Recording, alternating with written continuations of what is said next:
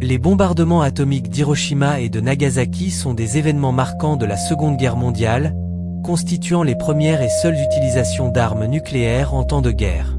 Ils ont eu des conséquences humaines, politiques et stratégiques majeures, modifiant irréversiblement l'histoire du XXe siècle.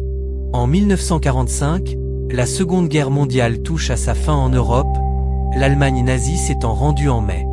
Cependant, le Japon continue de résister face aux Alliés, malgré les bombardements intensifs sur ses villes et la dégradation de sa situation militaire.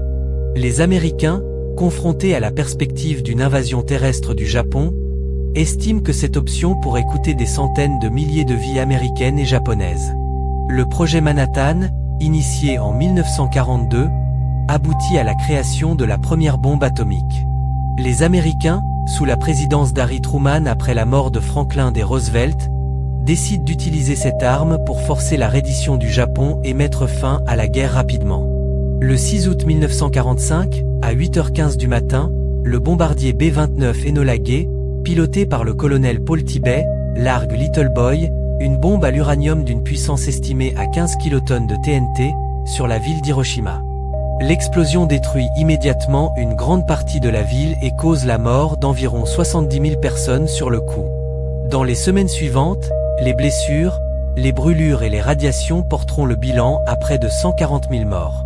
Malgré l'ampleur de la destruction à Hiroshima, le gouvernement japonais ne se rend pas immédiatement. Le 9 août 1945, un deuxième bombardement est mené sur Nagasaki. Initialement, la ville ciblée devait être Kokura, mais en raison de mauvaises conditions météorologiques, l'objectif est changé pour Nagasaki.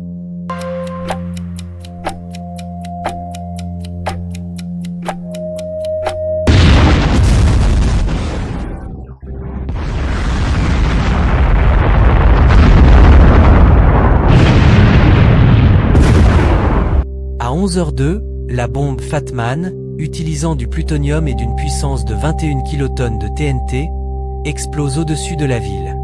L'explosion tue environ 40 000 personnes sur le coup, un chiffre qui montera à près de 70 000 décès dans les mois suivants en raison des blessures et des effets des radiations. Les bombardements atomiques, combinés à l'entrée en guerre de l'Union soviétique contre le Japon le 8 août 1945, incite finalement l'empereur Hirohito à annoncer la reddition du Japon le 15 août 1945. L'acte officiel de capitulation est signé le 2 septembre 1945, marquant la fin de la Seconde Guerre mondiale. Les conséquences des bombardements sont profondes. Outre les pertes humaines massives, les survivants, Hibakusha, souffrent de maladies causées par les radiations.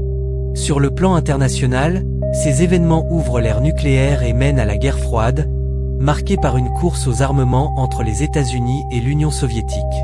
Aujourd'hui, Hiroshima et Nagasaki sont devenus des symboles de paix et de lutte contre la prolifération nucléaire. Chaque année, des cérémonies commémoratives y sont organisées pour honorer les victimes et rappeler les dangers de l'arme atomique.